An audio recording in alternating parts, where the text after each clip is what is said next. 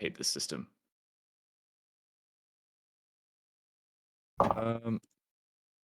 Tools, advanced scene switcher, open.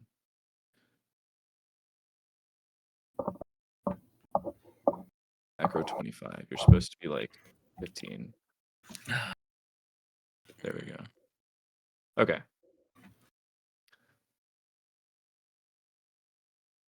Now if I set 15 to Control Shift O, I go to here and I hit Control Shift O.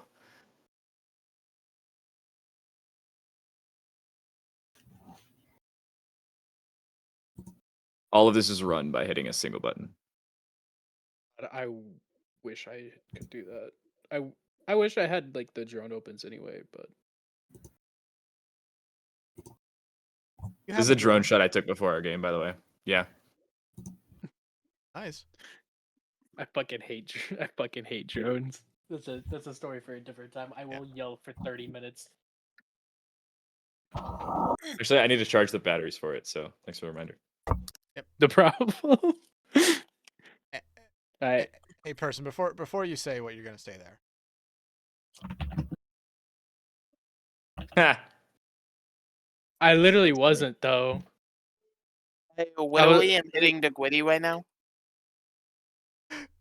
Let's see if he joins back in again, because I just kicked him again.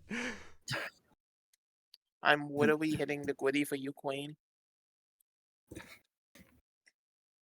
Insanity. I'm good. Now he's typing in general. Yeah, no, I'm sending him a message. Chat, what if we killed person with hammers? Fuck it. We haven't slandered him in a while. Why don't we just do it right now? That's less of slander and more of slaughter. Slander, slaughter, both start with an S. Yeah, but both are not the same level of municipality in court. So that's if you get caught. Yeah. That's if you get caught. If people find out it was you. We're not getting caught. He's going to die, and no one will find the body. We do have a public podcast that does blatantly slander the man on a weekly basis. Why the fuck are you holding up the WWE belt? Did you win something? Yeah, I won something. My parents' love, after 28 years, I finally have it. I'll never get that, so congrats, you got that one, buddy. Took you 28 years? Where's the belt? I'm 28 years old, yeah. But it took you 28 years for your parents to say I love you? At 28 and a half, but you know, who's counting? Who's counting? I'm not. Apparently you were. Oh, dear God. Yeah, you know, at some point, I did just hit start record, so we've been going for a couple minutes. I nice. Figured. But it was a little bit. It's only been like 3 minutes since I started recording, so there is a couple moments of person being a part of the episode. Oh, what? That means we have to pay him royalties. What the hell? Hey, at least he'll be paid. Yeah, I mean, true. He's not usually good at that. No, he's not. Sir, you guys are getting paid? No, that's basically him and his job he was talking about. They don't pay him. They keep saying, yeah, we'll pay you. Never do. Yeah, that's a whole... That's early, for the love of prod lore right there. Very early lore. Early lore. Very early. Too early. Too early for almost anybody to know. Unless you've been listening to it the entire time. Yeah, we'll make the iceberg tier list one of these days. It'll happen. We've said that now 4 times, and I don't think we've ever gotten close to actually doing it. Well, because we need a little bit more lore. We got a good amount, but I'm switching cameras. Oh, I'm switching inputs. Hi, sorry. No, didn't mean to scare you. I just wanted to be able to control my camera through OBS. That's fine. That's smart. That's smart. That's fine. I thought I was fucking up somehow. No, not yet. Yeah, not yet. It's all Dex's fault. Yeah, blame him if something happens. Hey, I'm still alive. Mega did not kill me after last week. Yeah, this is true. This is somehow. This is y'all don't realize this is pre-recorded AI Dex. Nobody realizes he's dead. Yeah, I've been casting with this AI for like the last 2 days, man. You did something with Mega Ninja. Yeah, with the ninja, yeah. And Mott. And Mott. Listen, Mott and Neva. I haven't worked with Mott. Yeah. Yes. Mott's ago, awesome. but Mott's awesome. my CGL cash yesterday was with Mega Ninja, and first off, like, very very nice guy by the looks of things, but it was really funny because Headrammer just kept going Mega, and then we'd both answer, and he was just getting pissed. I had to get to a point where I started calling him Ninja because I'm like, I can't call him Mega. I can't. Yeah, I kind of stole his whole thing. I feel bad for that, but I don't. I mean, you didn't You steal were there, it. you were there first. Yeah, you were there first. If anything, he stole it from you. But Yeah, again, because I'm old. Ooh. I'm ancient. I got told I'm getting auntie glasses today, and I was like, oh, that's great. you gotta put them on your model. I mean, I probably could. You should. Should, especially the What's it? updated one. True. Okay. The updated one, I have to pay money to a person, but I can do that. I can figure this out. Can you figure out just how to draw on top of your model just 2 circles? True. For this one, absolutely. For the 3D, fuck no. That you have to open Blender. That's an entire thing. Like, no. Hey, you know 2 people who probably know how to use Blender. Yes, but she knows them for fucking BG3, not for fucking VR chat. Because I already have asked her about shit, and she's like, I don't know. Talk to Knock on Wood. Yeah. Oh wait, yeah, because he does stuff for his cat girls, right? Yeah. I forgot about Yeah. him. Yeah. Okay, let's actually get into this now. Welcome back, everyone, to episode 55 of For the Love of Prod. As always, I am joined by Huntertain and Megalass, and our guest this week is TimeToLight. Man, thank you so much for coming on. Yeah, of course. It's great to have you on. I know I reached out to you a couple weeks ago. You were busy.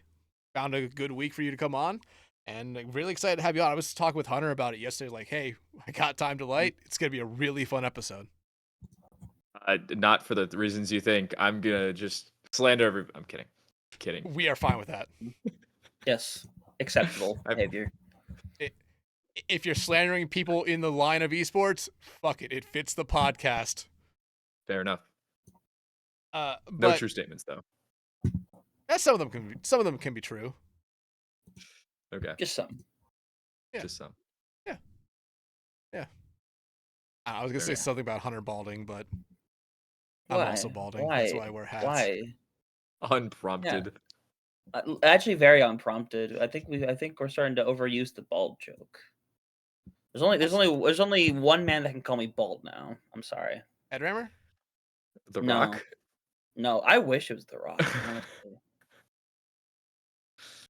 Dex, you know this answer. You're the only one here who knows this answer, and you can't name them. They've called you balding. Oh. Are you Took talking you a about moment. Gala? Yeah, Gala always says, "Hello, bald man." Yeah. Nice. Yeah. So for if you don't know who Gala, you probably don't know who Gala. Gala is someone who me and Hunter know for doing stuff in South America. He calls him bald man, and he says to me, he calls me soon to be bald man. My hairline's not Nice. receding that much, but My hairline's kind of like the 2008 economy, you know, A Crashing. wild recession. because we had a recession. Yes, thank you, TimeToLight. Thank you. It's all right. I'm not that far back. I just have a lot of hair, so it kind of. Okay, no, but you're still solid though. You're solid though. Yeah. Okay. You got the Super TF hairline. I'm about to say you got like the kid from Toy Story 1's hairline, which is still pretty solid to be fair. Andy. which kid from Toy Or- Story? Andy or or Sid? Yeah, Sid? Sid. Yeah, Sid. Ooh. No, what? No. I- Okay, wait. Does Sid I- have more of a five do we- head than I remember? Sid is who everybody compares Super to when he gets his haircut. If anyone has this Sid hairline, it is me. It is me. It is fucking me. That's a little more. It is off than I fucking me. remember. If anyone has a goddamn Sid hairline, it's me. It is not TimeToLight. Anyone remember I've like when the this- textbook definition of the widow's peak. textbook definition. Sorry. of what it is for you. Here, wait. What does Andy look like in Toy Story 1? You don't know. You don't want to see that computer generated mess. Well, let's see this computer generated mess. Well, not much of a hairline, really.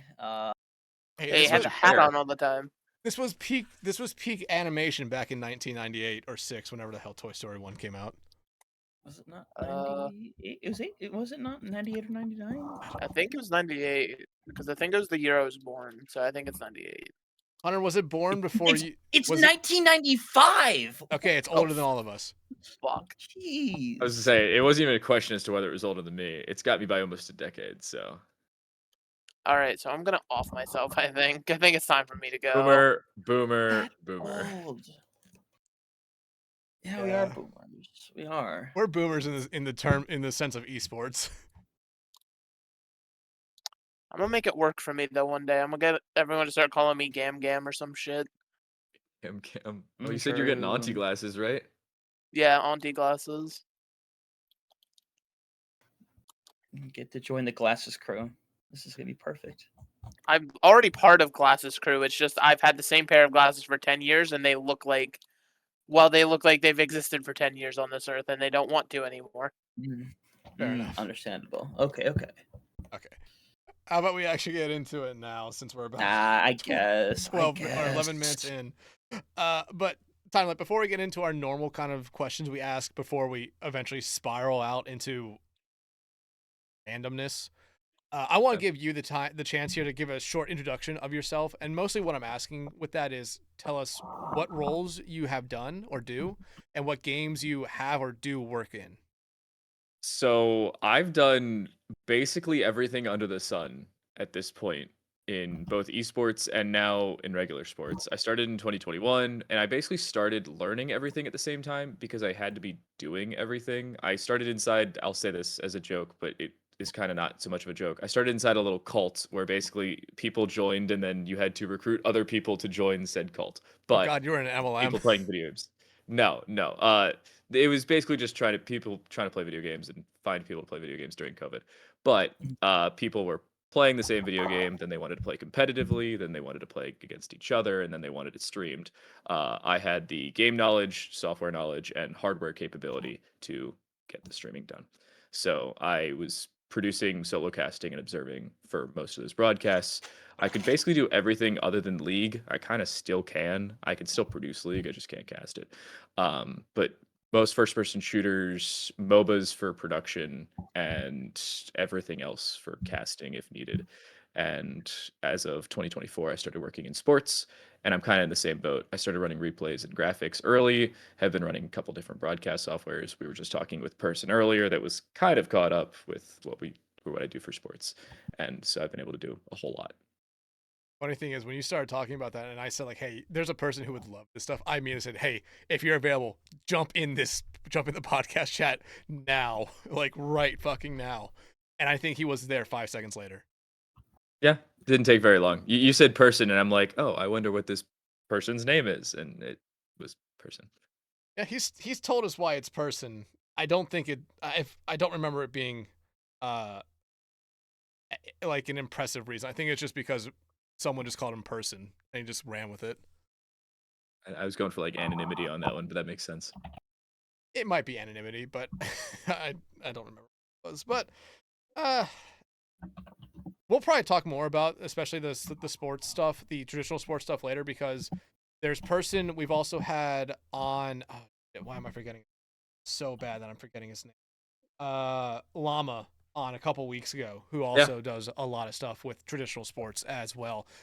And he talking to him about esports and traditional sports was very interesting. We'll probably talk about it with you a little bit down the line, but let's get into our normal 2 questions we ask every one of our guests, kind of a back-to-back one. And you kind of did give a brief explanation to it there in your intro, but kind of like, I want to know what got you into doing stuff with esports, or what just got you into esports in general. The previous answer combined with the fact that I was always kind of interested in broadcasting. Tail end of 2018 into 2019, I was going to high school for computer science, and then I realized I did not enjoy myself, but I enjoyed working with the hardware and back end of kind of the setup that we had at my high school. So I was like, where can I take this? And I'd been told I had a good speaking voice, tried to take it into broadcasting in some way, shape, or form, and started building multiple computers that you can see on the jumbled mess over there. So, yeah. So Yeah. that's kind of what took me into esports. I feel like everyone's always a little bit different, where it's like either, and in the case of a lot of people, it's like, hey, they love just playing games and just kind of a like fell into a thing where it's like, I'm gonna try to do something with the production side or with casting with it or playing with it. I think Hunter and Mega both started off on the playing side, then went over to casting.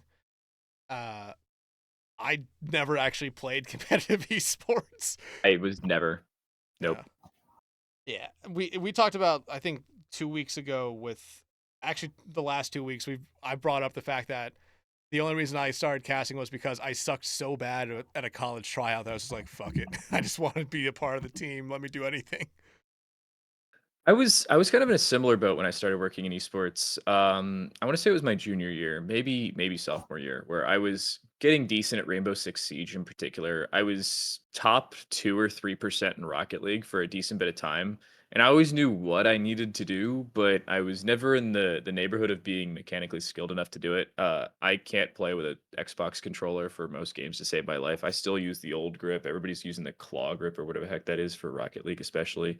And Rainbow Six, I just can't aim. I can tell you exactly what you need to do 90% of the time, but I can't aim to save my life. So I figured if those who can't do teach, and those who can't teach all that well, they broadcast, it seems. Let me ask you this: since you just said you struggle using controller, do you use keyboard and mouse and keyboard for Rocket League? Yep. How? So here's the reason. Slight amount of stupidity combined with kind of just ease of access.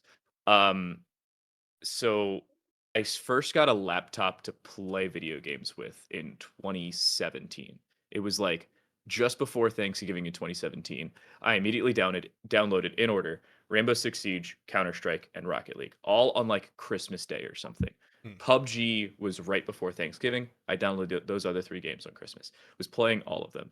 And I was like, okay, got a mouse. I've got a laptop keyboard that I'm using. I'll just kind of use this. I had an Xbox controller.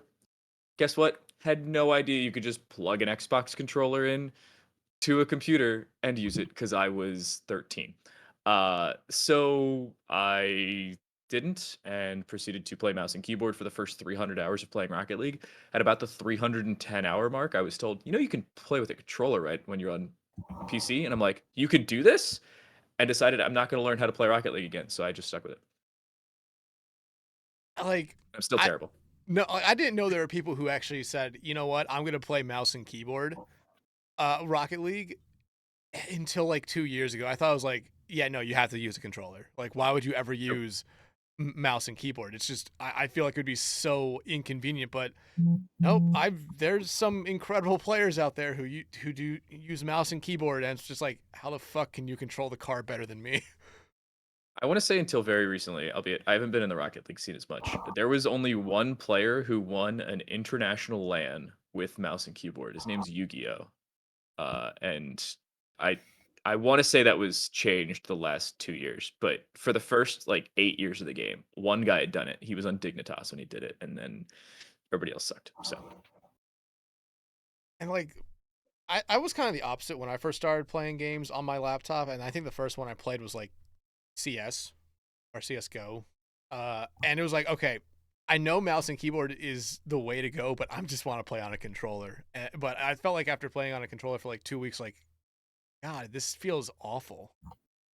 And again, this is me coming from just straight Call of Duty, so it's like there's that big yeah, gap and difference of how the games are played. It's like, yeah, you really can't play like that, especially on a controller on CS, which granted you still can, but it's like it feels weird. It feels very playing CS on a controller.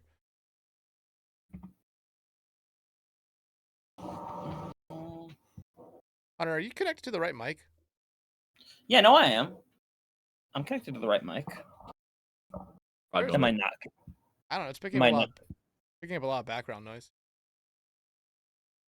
We just not have noise suppression on. I think I don't have noise suppression. I think that's definitely not helping. Hey, here's a fun fact for you that I'm not sponsored by whatsoever. The noise suppression software that Discord uses is actually a desktop application.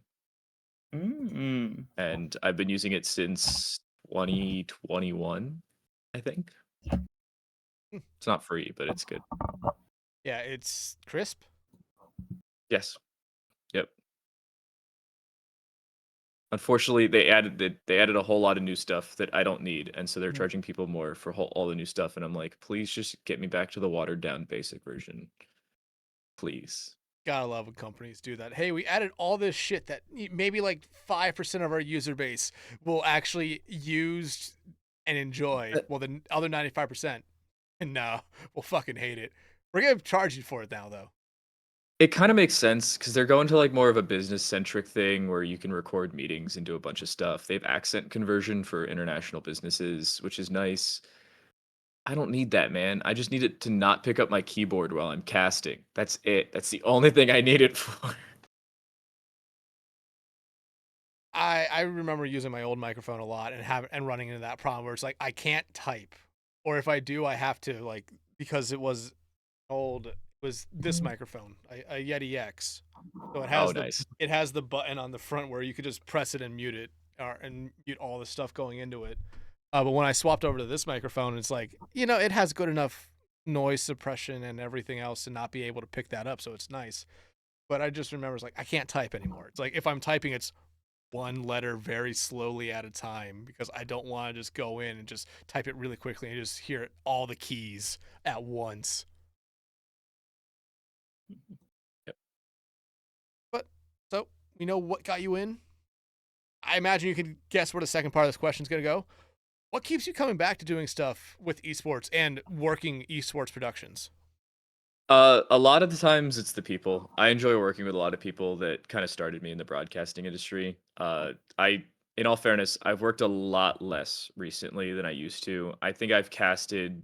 I think I can count on maybe two hands how many actual casts I've had going back to even the beginning of last year. But I've been doing consistent production with NECC because they've kept me on for I would say the last 3 years, and it's something that's consistent.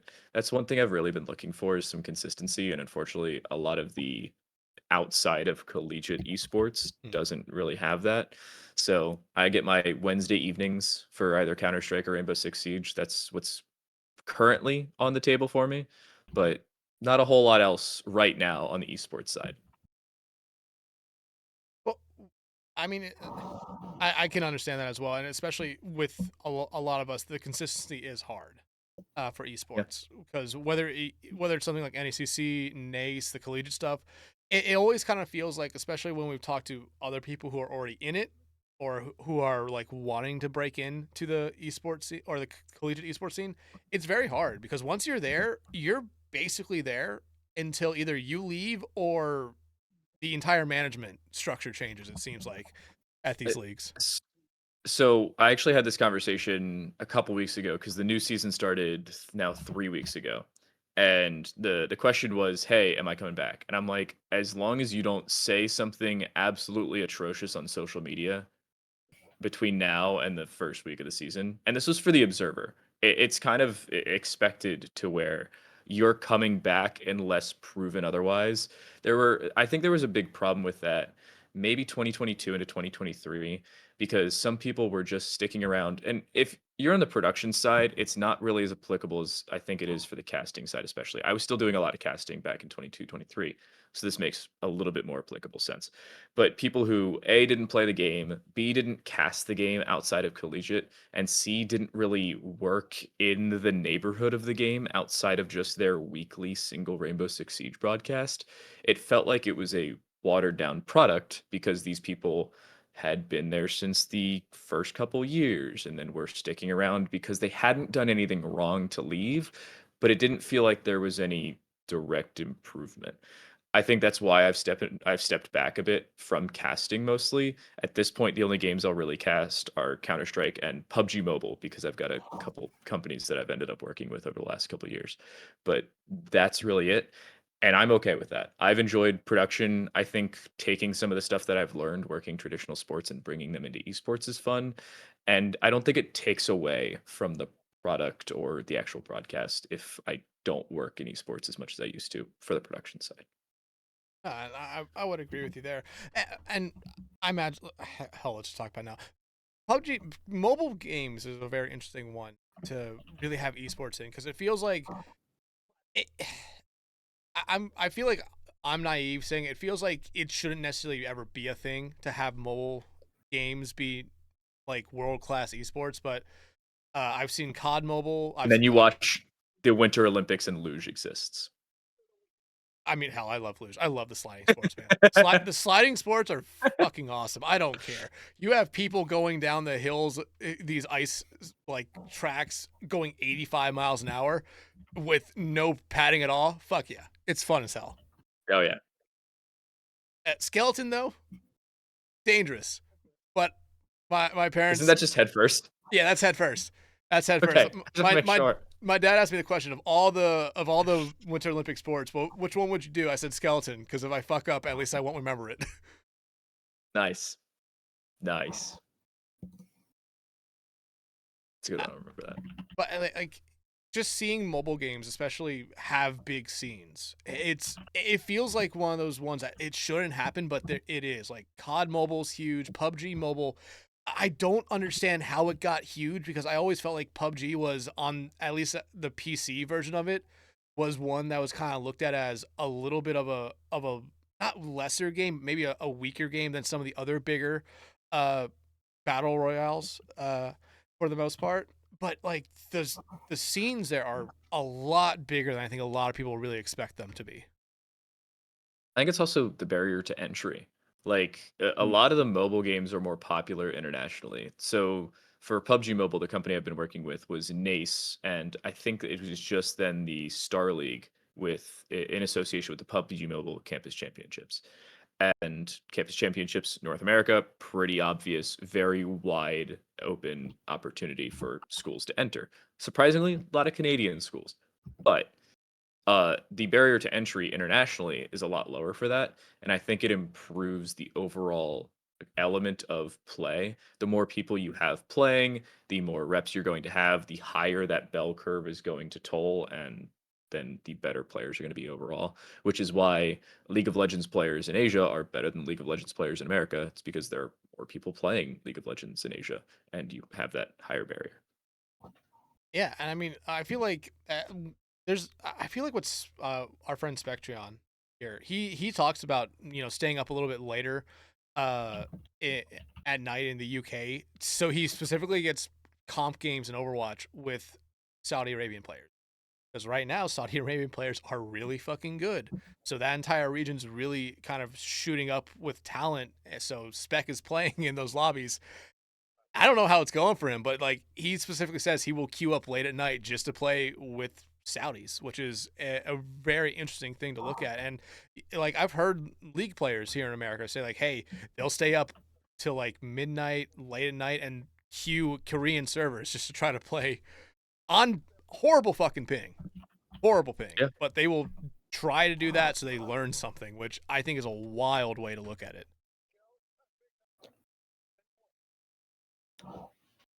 But Hunter, Mega, like I want to get your guys' opinion on this, especially with mobile game esports. Like, what's your guys' biggest perception on that? Because again, like I said with me, it feels like something that shouldn't exist, but it does, and in some ways, I think it's awesome. In other ways, it's just like that taboo thing. Because I remember 2 years ago, I think I saw the the COD Mobile World Finals in Atlanta.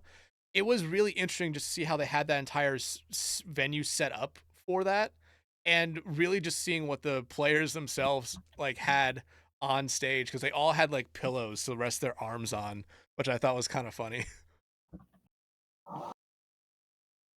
It's definitely I don't want to call it weird, but it's not something I traditionally watch. But it is fascinating to see that it has become such a big thing. Like PUBG has completely blown up. You see these mobile game stuff all the time now. It feels like just randomly pop up. Maybe they don't stick around for very long, but you always see them pop up. You'll whether you browse through like Broadcast GG, there's always one of those posts in there for hey our mobile game, and it's like I've never heard of this in my life. I don't know if I can trust you or not. But it is fascinating that it has blown up in the way it has. But in all fairness, it opens up to a complete different like demographic, a completely different group of people who obviously not everyone has a gaming console or a PC that can run a lot of games as well. Some people literally uh, go through Call of Duty by just playing COD Mobile. Which fair enough. One of my old buddies at work, literally just during break, he would sit there and play COD Mobile, and it's like fair to you, honestly.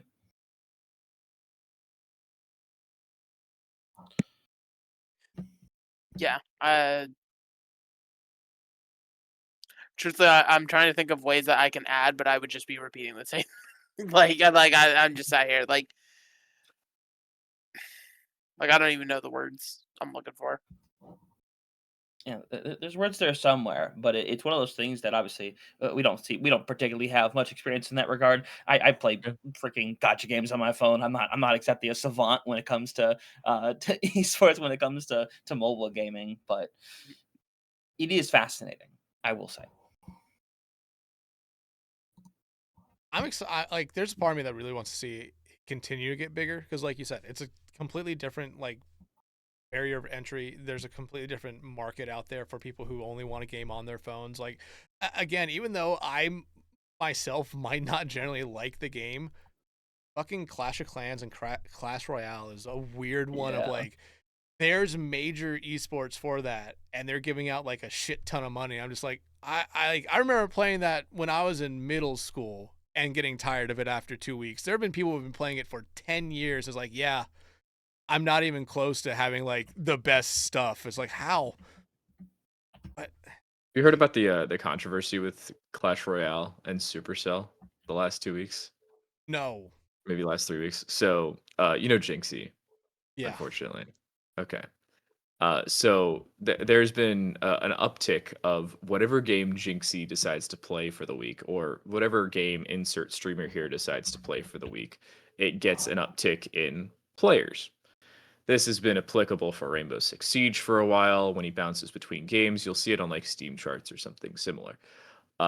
Clash Royale, I think, hit an all-time high in daily player numbers or concurrent players or something like this, because arguably Jinxie was playing it at the time, and a lot of people kind of swarming around that, people swarming around their friends who were swarming around Jinxie. You get the idea.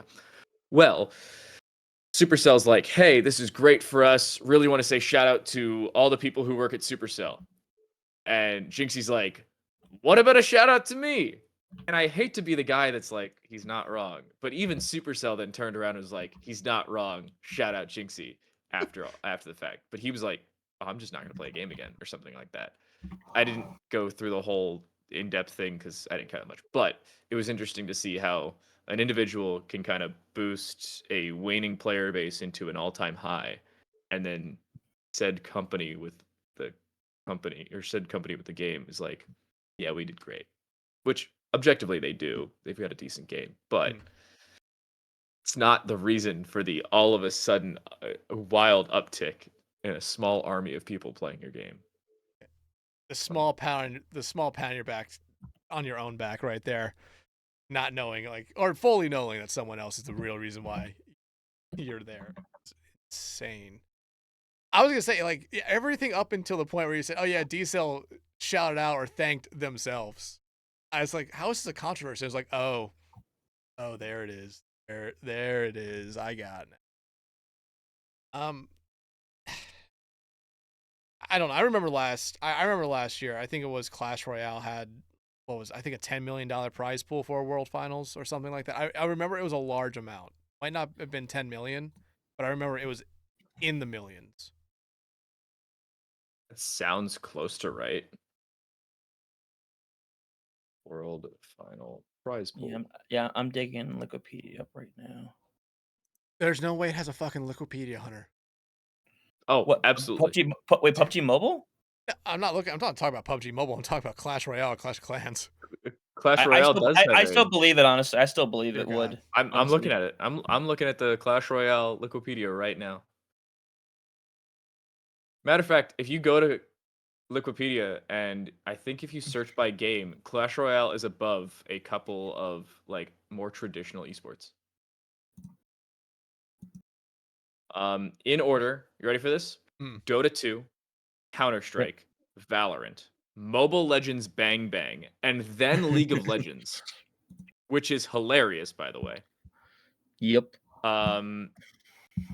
Rocket League, PUBG Mobile, Overwatch, Apex, Fighting, normal PUBG. Actually, Clash is a lot lower than I thought it was, but Still there there are though on the main a page. lot of games. Yeah, It's above Brawl Stars is above Call of Duty, if that says anything.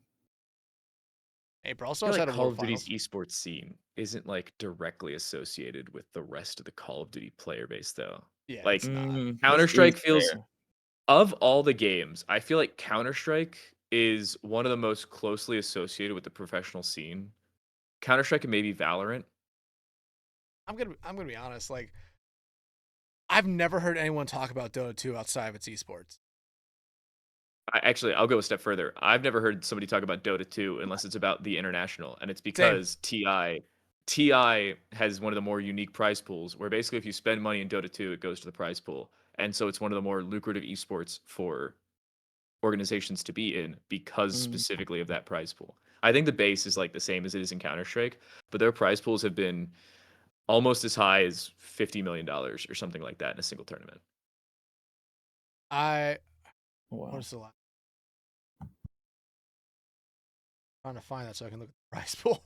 But I remember writing about the TI in high school and saying like, hey, yeah, it's a $35 million prize pool, and that was back in Yeah. like 2017. Cumulative prize pool, I think all time for TI is $208 million, according to the TI page on Wikipedia. September of 2025, the prize pool was only 2 million. Really? What? I feel like that's either wrong. So listen, hold up. Listen to this. First 3 years in order: 1.6, 1.6, 2.8. The next, we'll say 7 years after that, 10.9 million. This is starting in 2014. 2015, 18.4. 16, 20.7. 17, 24.7. 18, 25.5. 2019, 34.4. 4 months after COVID, if not like 5.5. Hmm. October of 2020. Oh no, sorry, they didn't have one in 2020. In 2021, $40 million. Next year dropped to 18. The last 3 years it hasn't been above 4. I fear for Dota 2. What? I fear for Dota 2 if they're dropping money that fast. I feel like it's more dropping player base because That too. they were like, wow. You know,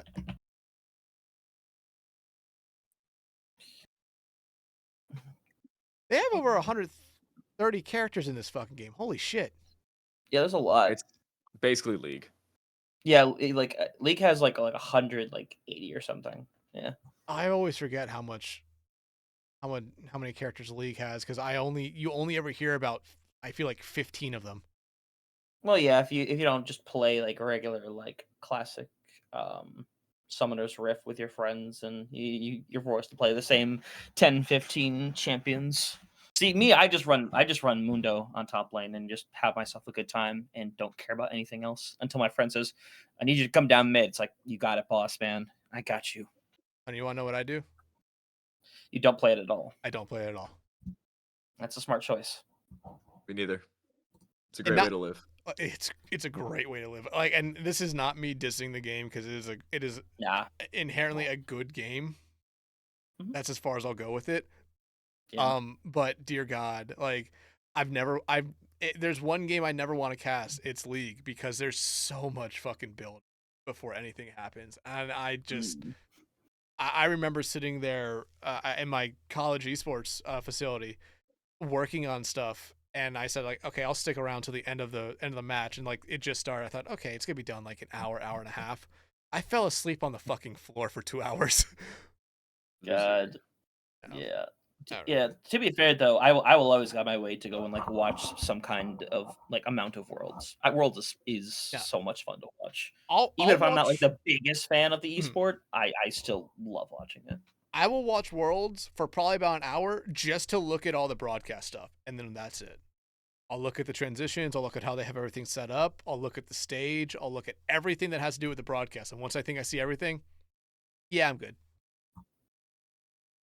I enjoy watching League as just a passive viewer. It's one of the esports that I don't understand enough to be overtly analytical about it, and so I can't go, "Oh, why are they doing this?" Or I don't have to think, "Oh, why are they doing this?" I just enjoy things in the moment, and it helps me enjoy a lot of the broadcast a lot more because I feel like as a broadcaster, as a caster, it's like as a caster, I always think, "Oh, what's this person saying? Why are they saying it? What is attributing to the reason they then follow up with this statement?" And I just overtly analyze a broadcast. That happens a lot with sports recently. So kind of ruined that. But yeah, League is one of those games. I don't know what the heck's going on. I just enjoy it to enjoy it. I remember watching, I had a 2 hour flight the morning of League finals, this most recent Worlds, and spent the entire morning watching the first game and a half, got on the plane, and it was free Wi-Fi, so I got to watch the rest of Worlds and not be entirely bored in the flight. Perfect. Lucky to get free Wi-Fi on a plane. Hell, I've paid for Wi-Fi on a plane and it didn't work. Oh Lord. That happens too much. And hey, they just said like, hey, just go talk to the help desk. They'll give you your money back. And they're like, we can't do shit. You expect us to help you? No, fuck off. Leave. You were on the flight, right? You got to your place, right? Yeah, we did it. Good job. Congratulations. Congratulations. Move on with your life. Yeah, you spent $40. You lost it. All right. But let's move on here now. And like I said, we were talking about this a little bit. I said a little bit earlier we'd talk about it. Let's talk about what you do with traditional sports, because you briefly mentioned it, you've talked about it a little bit, but let's go a little bit more in depth with it, because like I said, we've had on Llama, we've had on Person, who have done stuff and do stuff in traditional sports. Let's talk about that a little bit, and especially like how you maybe took some stuff from esports to traditional sports stuff, and maybe vice versa. So my start was very interesting. I started running the audio board for the school's radio station. So I go to SIUE, kind of the sweatshirt I'm wearing, if you didn't see that. Southern Illinois University, Edwardsville, just outside St. Louis. There's a radio station on campus that used to be the Cougar Sports Network, which would have the baseball game or basketball games and only basketball games for double headers, home and away. And so I'd go down to our office. I'd run the basketball audio board if they were ever sending to a media timeout. It was the same broadcasters that were doing the ESPN Plus broadcast, so I'd have to send that same timed media timeout on the ESPN or on the radio broadcast. Well, during one of the games, I was listening to our women's basketball commentator, who still does games with us. He was talking to his color commentator, and he goes, "Hey, are you here on such and such date?" And she goes, "No, I'm not available." I'm like, "That sounds like a heck of an opportunity." So I walk my happy little ass over from our mass comm building into our gym. And I'm like, "Hey, my name's Daniel. I was just running our broadcast on the radio. Was wondering if you had any openings in on your broadcast." Because I think at the time I wasn't aware that we ran a student-run ESPN Plus production. I had no clue, no idea. I'd been going to the school for at least a year at this point, and even after having this conversation, still didn't know it. Well, he goes, "Hey, I don't have any openings, but you can email this guy. He runs the equivalent of, if you ever heard of it, LCA Broadcasting for Counter-Strike. Oh, Yes. They yeah. do ESEA broadcasts. Well, this guy Tim runs a company called Prepcast, and since February 2024, I've been running broadcasts for them. They do the exact same thing, but for smaller schools, D3 and NAIA schools in the St. Louis area. They don't have their own broadcast. They contracted us. We go out and do their broadcast. It's been great. I've been able to get reps in every sport under the sun: men's and women's volleyball, men's and women's basketball, soccer, and baseball and softball. So it's been awesome. And I was able to take that and go, I think, maybe 4 months later, and go to my now boss. I'm the intern for our broadcast team now. But I was like, "Hey, I've been working with this guy, want to join the team," and had been doing stuff with them since September of 2024. I currently, as the intern, run all of our broadcasts for basketball. So I'm the active technical director. I also produce most of our shows, and I'll still produce some of our shows while actually being on the call for our games on ESPN Plus. So that's super sick. And it's allowed me to bring a lot of, you were talking about bringing esports stuff to what I can do. I think we talked about this with Person. We run a Division 1 baseball and softball broadcast off of OBS, so that's really fun. It's a little chaotic, but it's fun. I was gonna say, I feel like that would be absolutely insane because OBS, at least from my experiences using it sometimes, if you have too many things in it, it might just shit the bed randomly. Like if I have two like GIFs on screen at once, it might just say, "Hey, yeah, you like those frames? You're getting one. You're getting a frame, maybe every other second." So I've learned that the more your CPU can handle, the more things are helped. We ironically run this off of what is supposed to be a graphics laptop. The graphics laptop that we got from a specific company through the conference, nondescript and irrelevant at this point, but it happens to have a really good CPU and 64 gigs of RAM and a mediocre GPU that's good enough for the job. So it's able to ingest a bunch of NDI feeds, and it can also run Stream Deck software alongside it, and importantly, a lot of the automatic scene switcher stuff that now comes kind of pre-installed with OBS, so I can run a alarming amount of macros. It kind of streamlines a lot of our system that we don't have to have. Oh, you want to switch to our replay system? Let's make sure you change this to this transition and remove the broadcast bug from this specific scene. A single Stream Deck button does it all for you, so it's a little easier. It's like especially as what you were showing person and what person's kind of shown me the like the behind the scenes or the like the back end stuff of it. It's just really like first time seeing it is always like I have no idea how any of this like works or like how any of it would ever work. But like you talking to a person about it's like I can kind of understand how everything's working with, and it's very fun to see that. But like me and Hunter right now with like what we do with when we cover Face It stuff and with how like Mega's done it a couple times when she's covered Face It the couple times she has. It's very simple like minor changes where a lot of the times yeah we could easily set like you have with macros to be able to change the scores and stuff, but for us like hey we're just going to go in and like deselect an image, select another one, and just type in the stuff. But it's always interesting to see people who have everything like set up to like, okay, I press this button, it works. I press this button, it works. And you know, yeah, it's a macro. And for some people, especially in esports, they use stream decks, which I was gonna say you probably have one. If Yeah. we like, if we had someone like Hippie or Knock on here, they would show us their line of stream decks and their foot pads or foot pedals, yeah. which I I want the 32 button Stream Deck. I don't have it. I need it. I've got two 15 button Stream Decks for no reason. I bought a second 15 button Stream Deck when I was like, I need a new Stream Deck. I don't know why I didn't buy the bigger one. There was no reason for me not to buy the bigger one. And now I'm like, I don't want to buy the bigger one. It's like 200 bucks. It's not the end of the 250. world, but at the same time, I wouldn't get the usefulness out of now having a third Stream Deck as I would have if I made the second Stream Deck the bigger one. So I was gonna say I thought like the 32 keys would be like somewhere around the $500 range, but 250 is not that bad. Can't wait for them to make one that's like, oh yeah, here's 100 buttons. Fuck you. I can I can swing by Best Buy right now and get it for 200 bucks. So shout out a sale. But I mean, so working like actually working these games, like you said, you've done a lot of different stuff with them. Like, what's the like maybe the hardest thing that you normally have to end up doing with working traditional sports stuff? I'd say, ironically, going back to my answer as to what keeps me in esports, the people, because this is true for almost every single Division One broadcast, or nearly every single Division One broadcast. Whether it is actually run by the athletic department, whether it's run by technically a separate company, like Virginia Tech has Hokie Vision, Baylor has Baylor Vision, Lindenwood University, who's an OVC team, they technically contract out to a different company, but that company then employs students as a work study program, and then they get paid for it.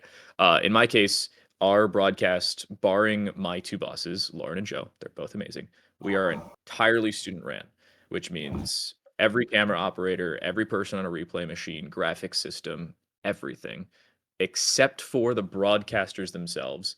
And even that exception only goes as far as 3 people, maybe 4, because I'll hop on our non-major sport broadcast with Joe. It comes down to everybody has a different skill level and kind of a different want to be there. There are some people kind of like myself who will go in. I've missed all of 2 games this season, and that goes back to the fall in soccer through volleyball, women's and men's soccer, men's and women's basketball, and now into baseball and softball.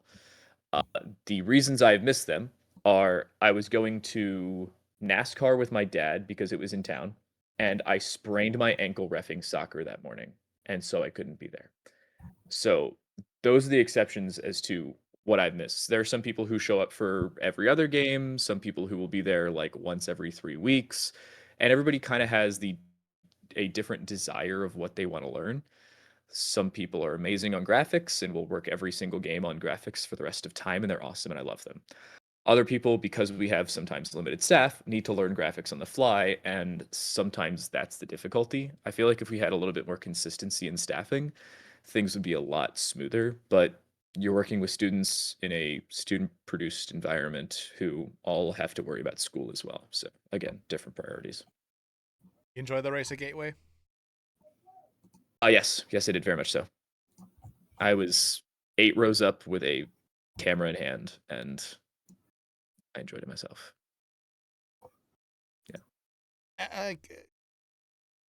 The student ran stuff is always really. But one thing before we kind of get away from it there, because like you said, the reason what keeps you coming back is the people. I want to ask Hunter and Mega this because I definitely know there are people out there who we normally work with, and TimeToLight, like you said, it's maybe something that's really rough, tough for you as well, makes it a little bit hard, is also the people. Hunter and Mega, how about brief Mo in here? Talk about the people we work with without, you can name names if you want, I don't care, but how they might make this difficult.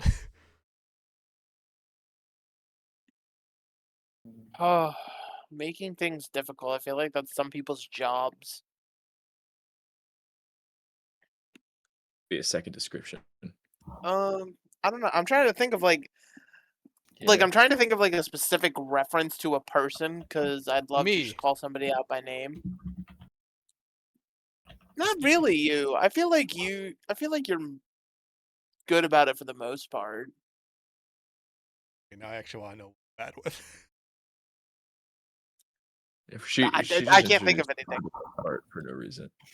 Yeah, I'm introducing conflict. I don't know. Hunter, can you think of any specific examples? The problem is, I really can't. I can think of problems with myself. There's Oh, that. join the club. Kidding. Because I think Dex may have alluded to it earlier, but when we do the faces stuff, I normally handle production side, and then Dex is my graphic designer because graphic design is his passion. Yay. Um, As you can see here. yeah, graphic design is his passion. Actually, he does make some pretty sick shit. I'm gonna put this man on blast right quick. Like I'll put it in it in chat really quick. It's not putting him on blast when you're glazing. Yeah, I was saying. What? Yeah. Okay, then what am I doing then? Am I just glazing? You're glazing. You're glazing. You're just glazing. She said it. Okay. Look at the look at this sick overlay. Look at this sick overlay. Wait, Look fire! at this sick overlay. He's been doing that lately for the And the I said, showcases and hey, tryouts. yo. Funny thing Is is, that Valparaiso in university? no. So that's for Team Chile. And originally when I made those, it was just Chile red and Chile blue. But the people we got the clean feed from had it as the 2 capital cities of Chile, Valparaiso and Santiago. Those are the 2. They had the 2 team names as the 2 capital cities of the country. They did not tell us that. I had to quickly make that. Yep. Wait, can I put you on blast? Dex, can you put that on screen? Yeah, I'll put it on screen. Put it on screen. Just open. Oh god, wow, it fucking squishes it. Yes, it squishes it. So Yeah. my favorite part is you have the red at the bottom left and right, and the blue at the top left and right, but the red and blue in the middle. So like I'm really confused at team color for half a second. So again, this might be one downside to how I designed this. I initially designed this for not having it be team tryouts. So a lot of the time, like, here, let me see if I can find one that when me and Hunter did Puerto Rico and Costa Rica instead. Because then actually no, it will confuse you even more for that one, but let me find it. God, why the how am I scrolling so far back up? Like, it's more supposed to be color coordinated with whatever the team colors are. However, when you're talking about countries, with most countries using red, white, or blue as their colors, it's a little bit different. Yeah. Yep. Granted, this would like That's when go ahead. no, yeah, you're good. You're good. I was gonna say when it comes to doing stuff in Face It where teams have different colors, makes it a little bit easier. That's one of the conflicts I think we run into a lot, sports wise, because there are some schools who have really cool colors that are different than everybody else. I work in the Ohio Valley Conference. Western Illinois and Tennessee Tech are very good examples of that.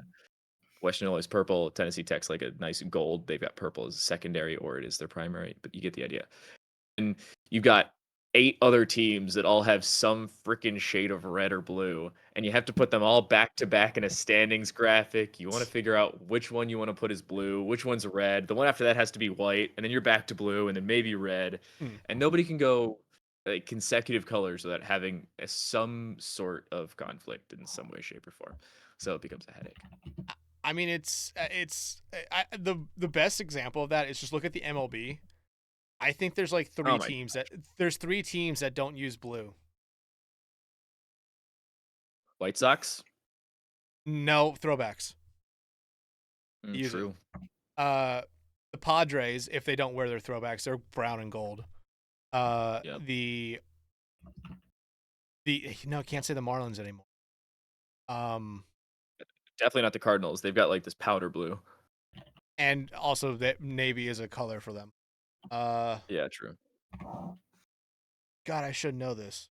Should know these. The Orioles? Yes, the Orioles are another one. And that's really I can't help. I can't help with this process. Like I'm gonna give it a buck. I'm not built that way. Sucks. Why am I putting so much effort into this? Okay, how about we get back to the initial thing we were talking about here is the people, how the people make it a little bit difficult. The people, specific people. It doesn't have to be specific. It's just like, oh man. I mean, it could be like we all have people that maybe we don't necessarily like working with, and it's for one reason or another, and it just could be something along the lines of like just annoyances with that, where it's like working with them, there's always going to be some small problem. You know what? I won't call out a specific person, but I'm gonna call out a specific program, and that's because not because it is a genuinely a bad program. It's just that me, for the times that I do produce and have considered messing with it and decided, yeah, it's a terrible idea, or people who have used it in the past, and I'm like, why are we doing it this way? Let's just do this the normal way. And that's Parsec. I'm gonna shut on Parsec for a second. I've never been able to properly work with it before. As Dex, in I the don't know. app? The app? As in the Hunter, do you just not know how to use it? Yeah. Is this a you problem? Yes, I this think is a me problem. So this is what we call an EBCAC error, I think. Error between chair and keyboard. Fair. I've been using Parsec religiously lately. I've got some remote access on my campus. It means I don't have to leave my apartment when I want to do graphics. I will not hear Parsec slander.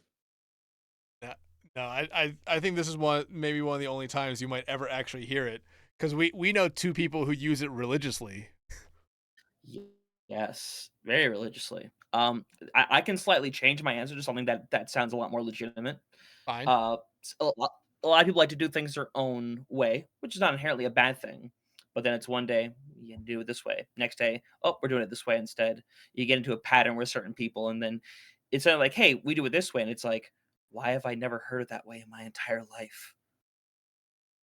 I feel like that's slightly more relatable, just slightly. I've always gone into that thinking I try and go into like every day working in esports, especially of what can I take away. And working on the production side, especially if somebody works in a different way. Hippie's a great example of this. If you have ever seen a Hippie VMix package, you have a small brain aneurysm about the time you open it up, and so does your computer because there's way too much stuff on there. But the normal way of audio routing for a lot of people basically across the industry is you have audio bus that is meant for hearing different things or different people hearing different things. And then you have the actual audio input that goes straight to master and also to those buses if different people need to hear it. Hippie will send different items to a bus and then send the bus to master, which is not exactly the wrong way of doing things and gives you a little bit more flexibility when you're trying to, let's say, hear somebody while you're on a break. It's not the way I've done things, but it has kind of worked into my workflow a little bit. So I appreciate it. I've always seeing different people do different things. I've always gone, why? And then if they actually answer the question, then I try to understand. It, No. I do that as well, but it's always like that funny thing of when you ask why and they give you like, I don't know, it just works. It's just like, okay, why though? I don't know, man. It just works. It somehow works, and it hasn't broken on me yet.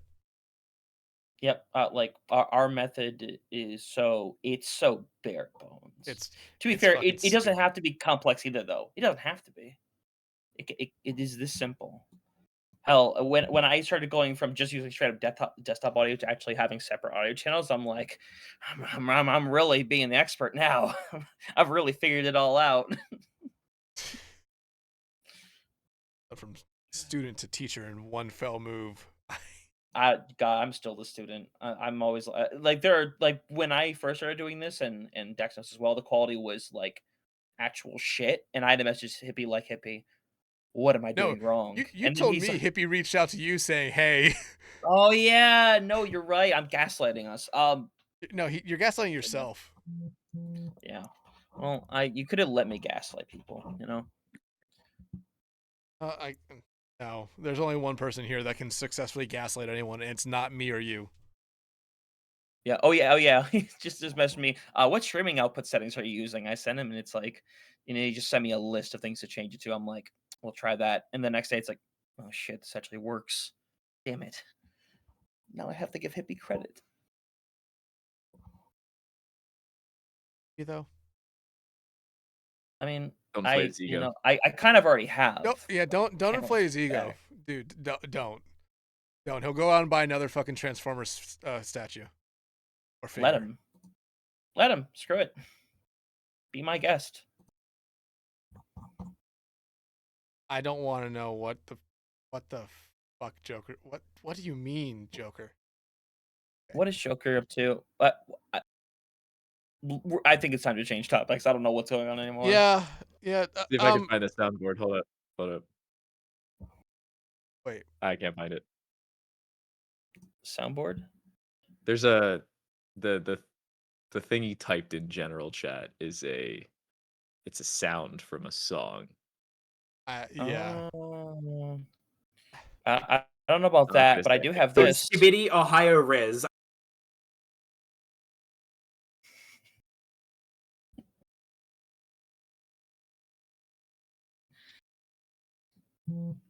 This is what happens when I let my ADHD kick in. You get this, Hunter. It's great. Mega, is there anything else you want to add about people making it difficult?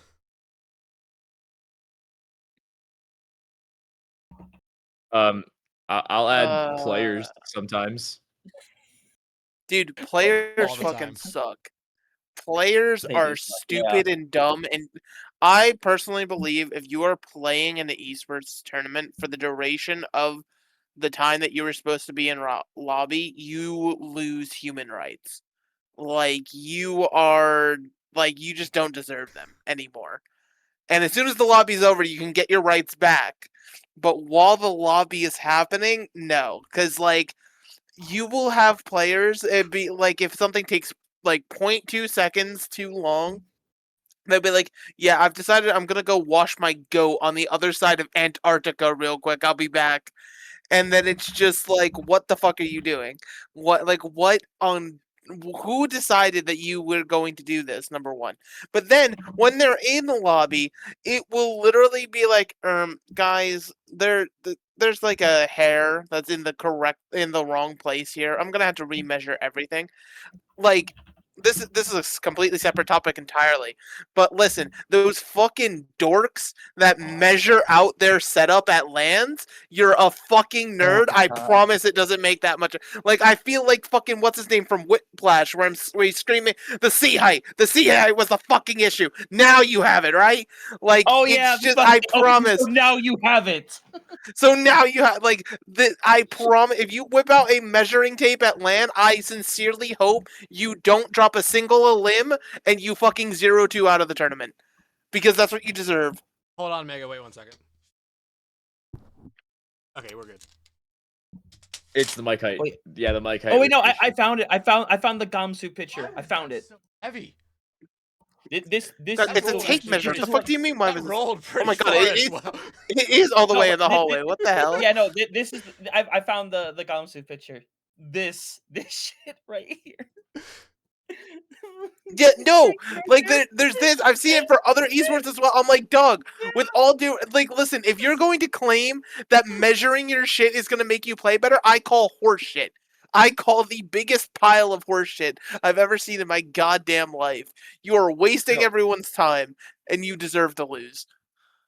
I'm happy I prompted Megalass, but I was mostly just going because they don't send me map bans when I need them, so I could put them on a broadcast. Not for any other reason other than No, sometimes they don't answer no. me. This All is right. listen. The measurement thing is it was a tangent, yes, but still, my main point is that players literally, if you give them too much free time, they will actively construct the new fucking Tower of Babel. I swear to God, they will actually just ascend to the next level of the dumbest shit you could ever hear. Because then, if you delay for like 2 seconds, all of a sudden it'll be like, yeah, we had a player step away. They are currently friggin' becoming a Tibetan monk. Like, what the fuck are you doing? Like, sit at your goddamn PC and play the video game. That's all you have to do. There's nothing else you have to do. And also, if you take super long on bans and shit, casters hate you.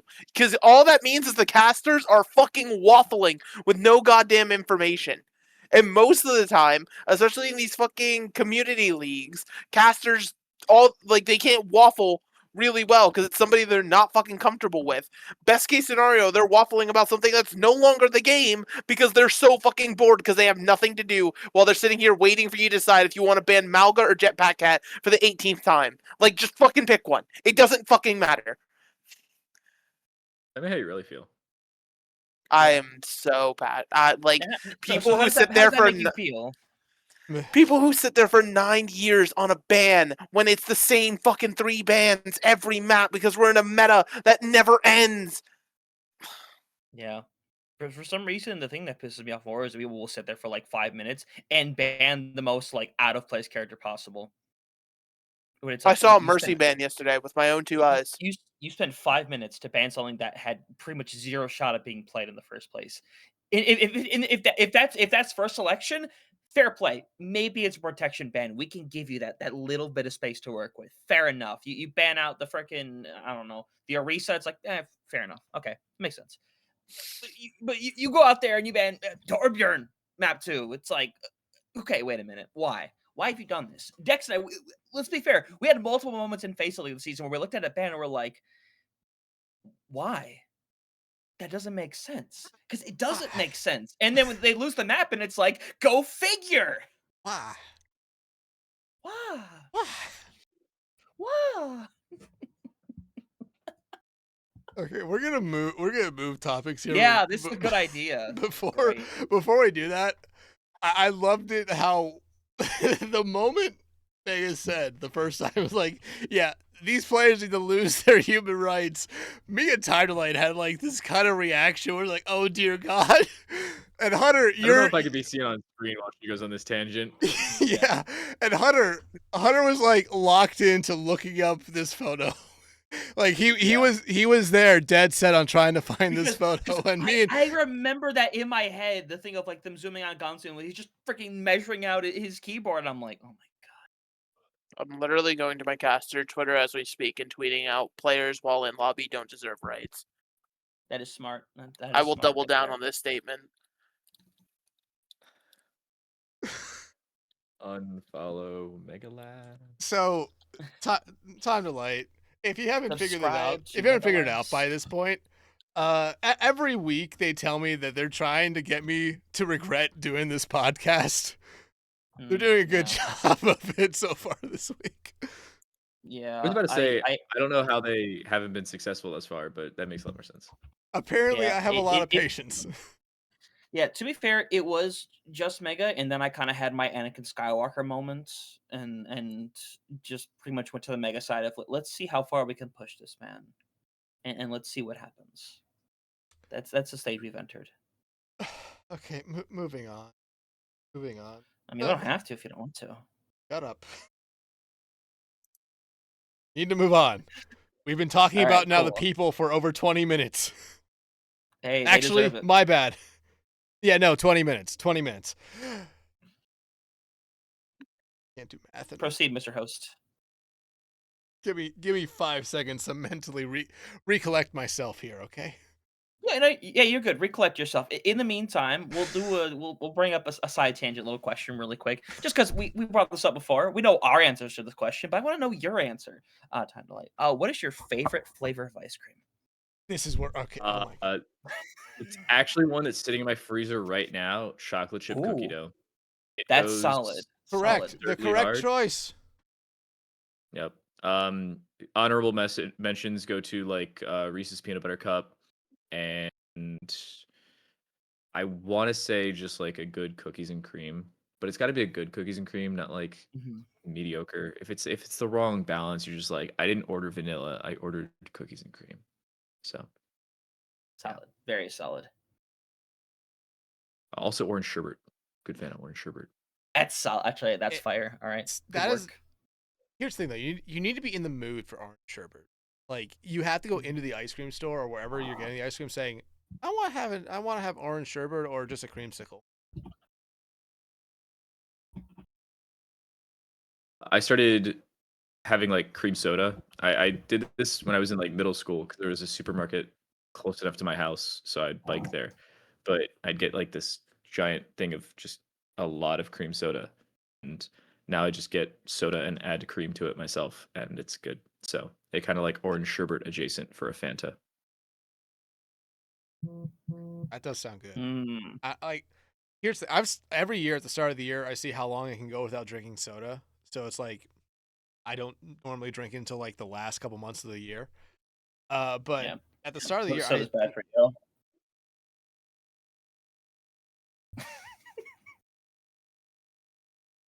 Yeah. Continue, sir. We're doing the fucking Wayne's World advertisements are bad. Listen, I have water too, okay? I have water, okay? I promise. I'm being slightly healthy. Make sure you have the brand label out so everyone knows what water you're drinking. Brother, I'm at the Walmart great value, bro. All right, solid water, Nah. solid prices. The only thing I was gonna say is like with that, like I at the start of the year for some reason and like unprompted, I just my Twitter feed was like full of people talking about soda, and they said like, oh yeah, best soda out there, Dr. Pepper cream soda, zero sugar. Apparently, like there's several people out there who are calling that the drink of the gods. I'm just like,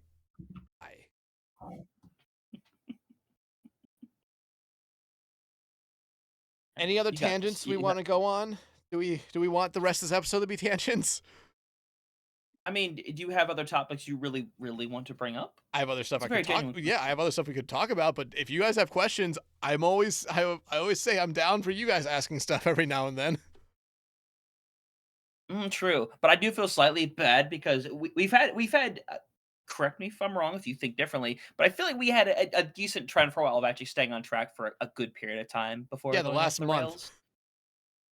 Yeah. So I don't know what happened with that. I don't know whose fault that might be. We had person in this episode to start it. That's where that was the Yeah. problem.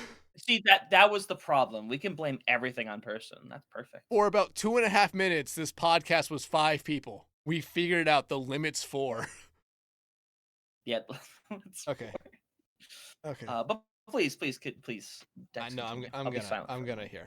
So I want to ask this, especially since you do stuff in like we talked about. You do stuff in both traditional sports and esports. When you do stuff on the esports side, again, I imagine it's a lot different from what you do with traditional sports. But like, what are what? I don't know if you've already mentioned this, but what are the similarities between it? Like, what are you able to kind of say, like, you can do this in esports, and like just kind of say, like, it might be a different thing, maybe a couple different buttons, but like you also do this exact same thing with traditional sports broadcast. I want to say the main thing can be audio, but it entirely depends on like what type of software you're running. So I said it already. We run our baseball and soccer broadcasts off of OBS, which is interesting because there are some audio switchers where it'll be like, oh, you want to move your audio up to this point? We'll actually allow you to peak up to plus 12 decibels. Whereas OBS will hard cap you at a dead zero. And if you reach that, you're going to sound garbled and god awful. So trying to mesh, we actually the reason that we are using OBS is because an old system ended up going down tail end of last year.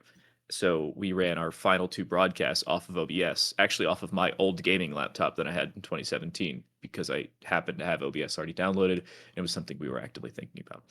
But the thing that we're doing right now is we are importing audio into our replay software. The replay software is running off of Vizert, which is NDI adjacent. If you didn't know this, New Tech is NDI kind of creators. They're actually now Vizert, and then Vizert makes the 3Play software. Well, the 3Play software able to import audio. It can export that audio as just audio sources on NDI through OBS. But in the NDI software or in the New Tech software, it works perfectly fine up to that plus 12 threshold. On OBS, you have to hard cut it. So working with two separate softwares, and one of them, the hard cut, is the final layer of the two. It's a little awkward. But audio is mostly the cutoff point. I think the other thing is if we had a little bit more accessibility, the remote possibilities, like we run remote broadcasts on nearly daily basis, if not more than daily basis in esports. It's more than possible in traditional sports. A lot of schools, as mentioned, who have their own like kind of dedicated broadcast teams, they actually have remote control rooms, and then camera operators, when there are specific camera operators, are in person. So I think that's a possibility and super sick to think of. I would like to be able to try and integrate that at some point because baseball's cold in the first week of February. College baseball starts fucking early, but then you have to remember they have to have the season over by like, right? Yeah, it's like first week of June is the end of the men's college World Series, or maybe second week of June, but still. I don't, it feels like I always kind of felt like there'd be a little bit more overlap with that, but like you said, most of esports stuff is done remotely. And hell, you'll be lucky to have all the players, yeah, or on all the players on one team in the same spot for the most time. Even in collegiate, like I think there's the big thing at the start of the semester where there were a lot of teams or a lot of schools that were getting mad at other schools because like, yeah, they have some incredible teams, but it's an online program, so they're still spread Yep. out all over the country. I remember that was a big thing. I want to say in Michigan. Yes, Yeah, I can tell you why. yeah, Michigan State had a tournament, and they basically invited every school that had like on-campus teams. They left one school out, and it was probably by far the best two schools. The top two schools in Michigan were not allowed to attend because they had players who were not in-person specific. And that was the way they wrote the ruling of the tournament was you can't come if you don't have like a fully in-person team.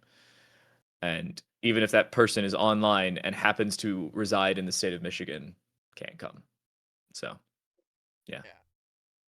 And it was so funny seeing the fallout of that because there was really good arguments for both sides. Like, hey, they set the rules; they wanted to do it like this so they could actually promote maybe the growth of it on campus. But then the other side's like, but there's some cases where they literally can't go to school; they're doing it online. I know Northwood was a big one who couldn't go because some of their teams are not all on campus. What was the other school? I think it was Michigan State, or it was maybe University of Michigan. That would be It really was funny. it was two of the better It schools. would be. I don't remember what there was definitely two because there were two schools ranked above them, Hmm. and those two schools couldn't attend, and everybody was up in arms about it. I don't remember the second one, but uh, I think in the general rule of things, if esports at the collegiate level wants to grow, they need to not only look to improve in terms of in-person reliability on a consistent basis, aka people showing up to play inside of a venue where you can show up and watch them.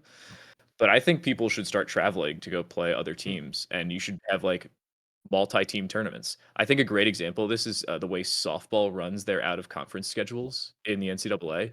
You'll run and you'll go down to SIUE, for instance, ran down to New Orleans to play in the Mardi Gras Mambo against a bunch of teams from Louisiana. Great name of a tournament. Awesome Good name. opportunity to play a bunch of schools all in the same weekend.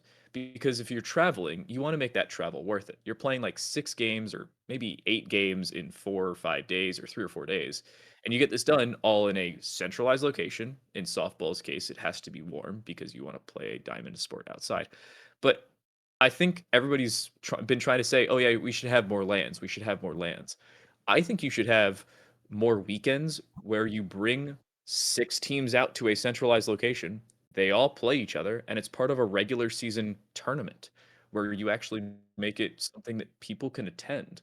If you're going to try and make it sustainable and maybe make some cash, importantly, make some cash because the world runs on money, Yeah, as unfortunate as it may be. That's sadly. the way you're going to do it. You got to bring people there. And I don't think they've really done that at the collegiate level on a consistent enough basis to make it self sustainable.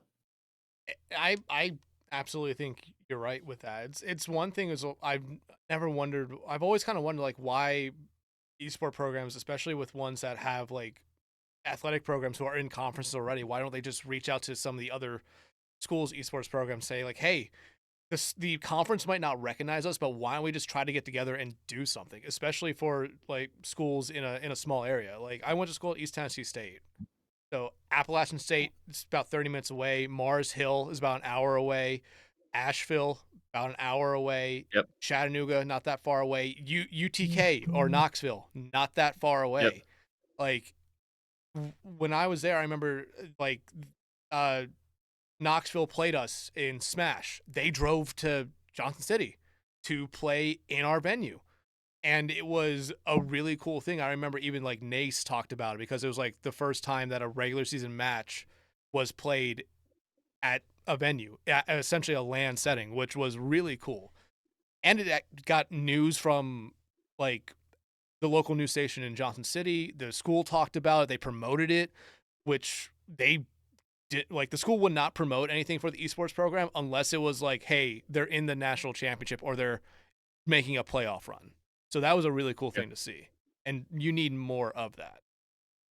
I think the Missouri Valley Conference does a good job of that. Illinois State, they all play actually in normal. I think they've played it the last couple of years. They've rotated around the central Illinois, like central Missouri areas, but you get a good couple of teams in Missouri State and Illinois and kind of Ohio western side, Indiana side. They actually here's a fun fact for you. They broadcasted a Rocket League match on ESPN using the ESPN Olympic Sport broadcast package from Valparaiso. And See so this. so that's the reason we were talking about that graphic earlier. Valpo on the same night we were running a volleyball game, Valpo was broadcasting Rocket League. The broadcasters were in their gymnasium where they usually play basketball.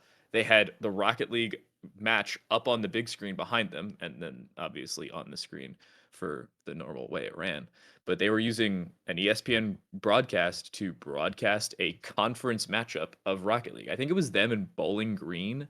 So it was technically a regular season game, and I don't think it technically mattered for the Missouri Valley Conference, but the Missouri Valley Conference hosts a LAN at the end of every, I believe, academic year, but it may be semester. Pretty sure it's academic year. I know because I did the Big South conference championships last year. Was they did it in the spring, so it so I think that would be the academic year at that point.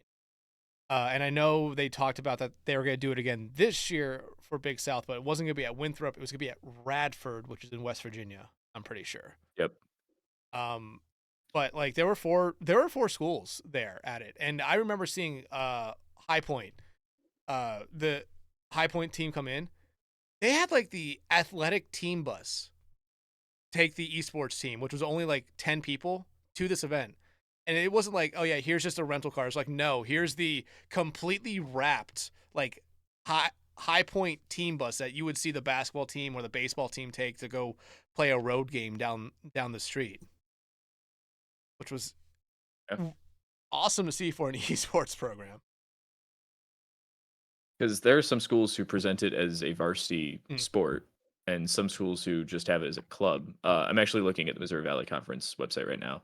I believe 12 schools, if I'm doing math correctly. Belmont, University of Illinois Chicago, Murray State, Bradley, Illinois State, Northern Iowa, Drake, Indiana State, Southern Illinois, Carbondale, Evansville, Missouri State, and Valpo. And of those, only 2 are not varsity programs, from what I remember. But it's an awesome way of kind of trying to integrate traditional athletics with esports, and more importantly, getting it more in person for a lot of schools who are all max a 3-hour drive from Normal, Illinois, which is where Illinois State plays. So something that's cool. You said Normal the first time. I was like, Normal. Then I remember like, oh wait, that's a fucking city. It is a city. I forgot. It's an abnormal city, but it's a city.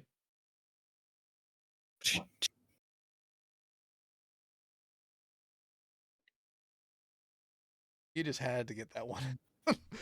No, but like, you talk about programs becoming club to like actual recognized by athletics and being under the umbrella. And I think this semester it started it where I'm going to be watching it closely. Boise State, the fact that they're now considered in a varsity athletic program, because I really want to watch Boise State in general just to see how much they grow.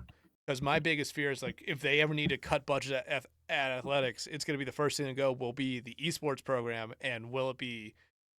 They'll probably just go back to being club, but what resources do they lose? However, like before they were part of athletics, they had sponsors. They had big sponsors, which is something you very rarely see with I feel like collegiate programs. Boise State is, or Syracuse actually is kind of following Boise State in the broadcast centralized area as well. We've talked about that. I so badly want. I so badly want to go to Syracuse. So here's a fun fact for you. This is actually attributed to a different broadcaster in the esports realm. We'll say one in the main club esports realm. So Tiny Shiny actually went to Shenandoah University, and I went to Shenandoah University a full year before they did, or before she did.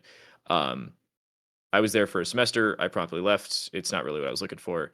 But a lot of the staff actually left about the same time I did, and they went to Syracuse. I believe there were 4 separate people from Shenandoah who then proceeded to go to Syracuse and kind of built what they were already kind of building at Shenandoah with a lot more help from the University of Syracuse, or Syracuse University. And they built a lot there. I think they finished up their arena and proceeded to make a broadcast a week later. So if you're looking for some sustainability, running things via a university is very helpful. And Boise's been doing that for a while. So does Full Sail, actually. Yeah, and that's where NACE is doing their Springland. Before we move on, there's something wrong with this photo. I want you guys to figure out what's wrong with this photo. Let me enlarge it for a moment. Let's see. So I'll let y'all figure it out.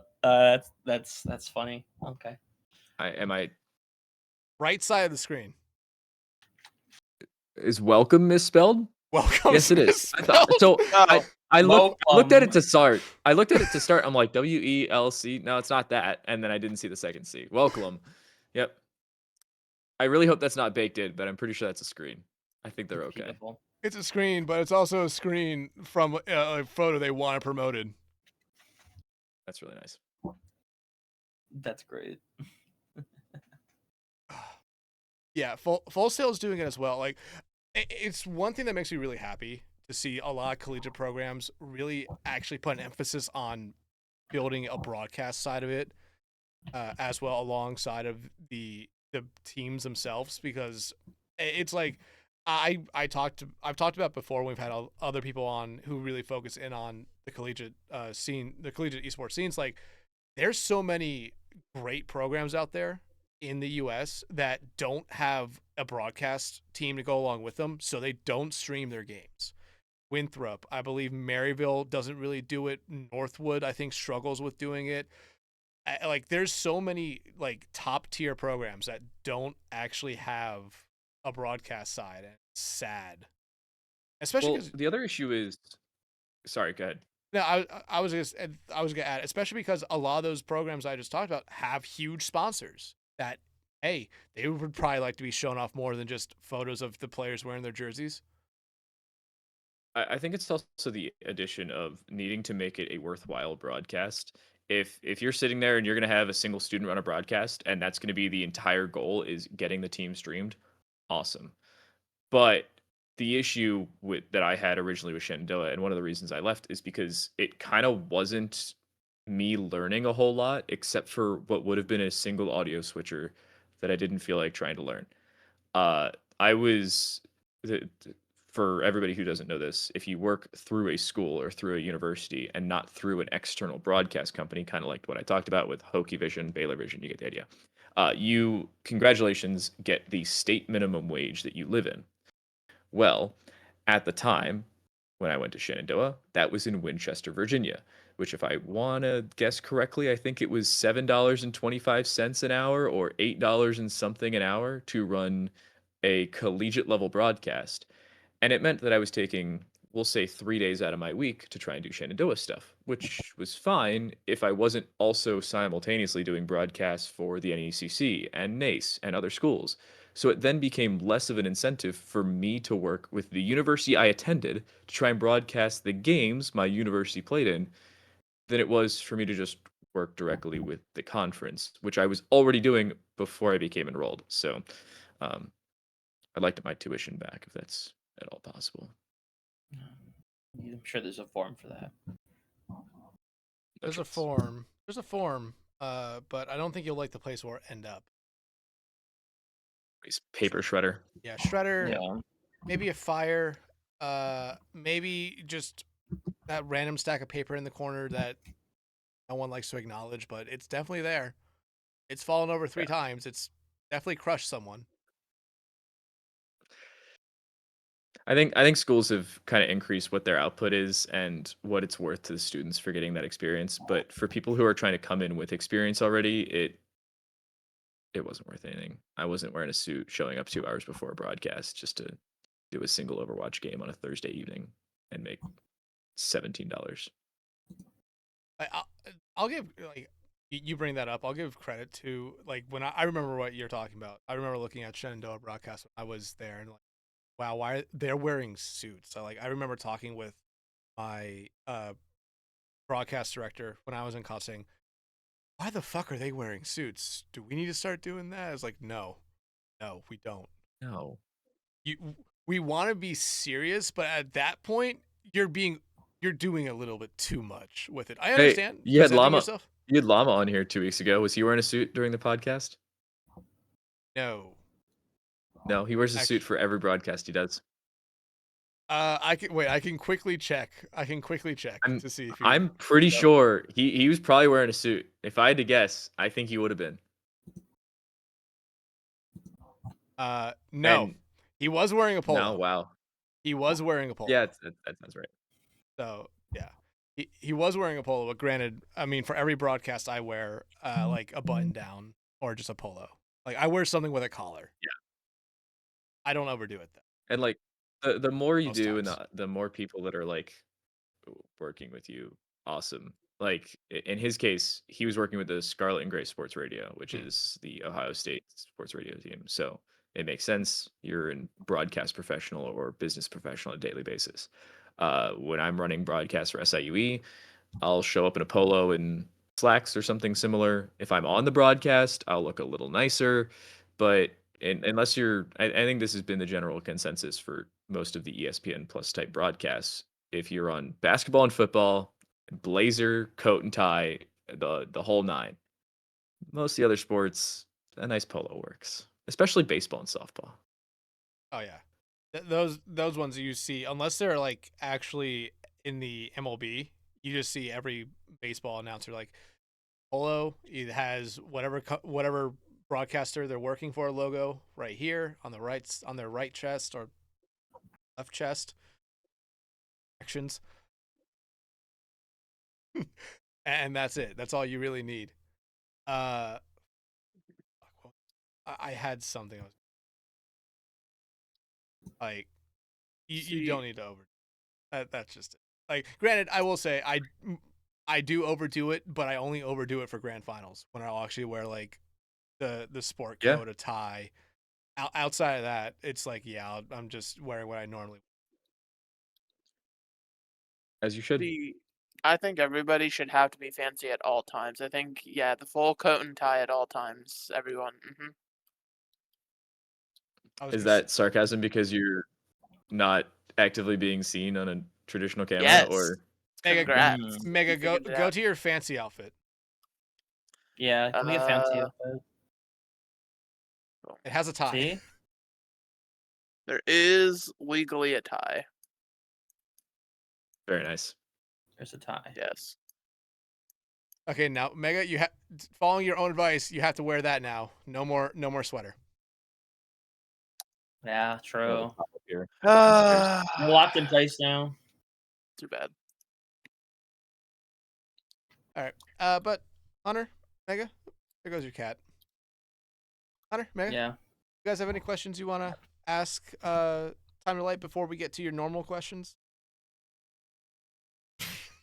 Okay. I already asked the ice cream thing. Mega, do you have any more questions besides the one? No. The important ones are what's coming up. I've asked this question a couple of times.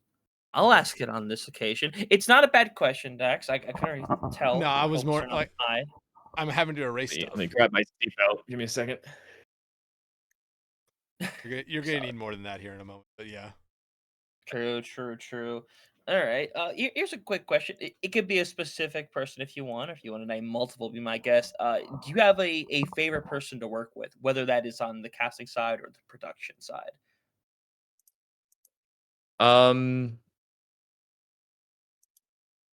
I'll say production side. Or wait, do you mean like fellow caster or caster as a producer, or really any of the above? All the above. All the above. Jesse, Twin Salty. Mhm. I enjoy working with Jesse. He's cool. He was actually my first broadcast partner outside of my little cult following that I started in. If you remember GG Leagues, that was a thing back in 2021 and 2022. That's where I started with Jesse. He was my Overwatch duo until I stopped working Overwatch as much, and he got into like near tier 2 or tier 2. So, yeah, Jesse, because we can just kind of fool around, but we bounce off each other so well as broadcast partners. Yeah. That's pretty solid. Okay. Although I don't know the last time I worked with him. It's been way too long. Yeah, I was gonna say, like, I remember Sorry. when I first started casting a lot of stuff. Like, I remember, especially when I wanted to get into a lot of collegiate stuff, like 2-3 years ago. It was like every time I saw an Overwatch broadcast, it was always you and Jesse. It was like, Yeah, sorry. Sorry for your lack of brain cells after that game or after those games. Oh no, you think I was losing brain cells? I don't have that much left to lose. Yeah, we've been in this scene for a hot minute. So, you ready for this? The last time I worked with Jesse was September of 2024 on CGL. Oh my god, that was the first SNL, wasn't it? I think it was. That's yeah. the right time period. Yep. Goddamn. Wow. the first SNO. Rest in peace to the SNO concept. Rest in Graced peace. by yours truly.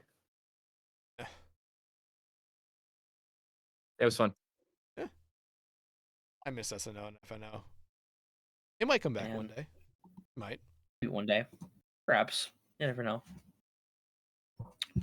Okay, Hunter. Man. Or Okay. Mega, do you have a question? I don't got shit. There's no thoughts in my brain. Mm, I see the brain cells have left the saw. Okay, Hunter, go ahead. okay, cool. So, obviously, with us having all English, holy shit. With all of us having been on the internet The and brain really, cells are really leaving us now. yeah, we're cooked right now. Obviously, all of us have been around the sphere of whether it's the internet or gaming for a pretty long time.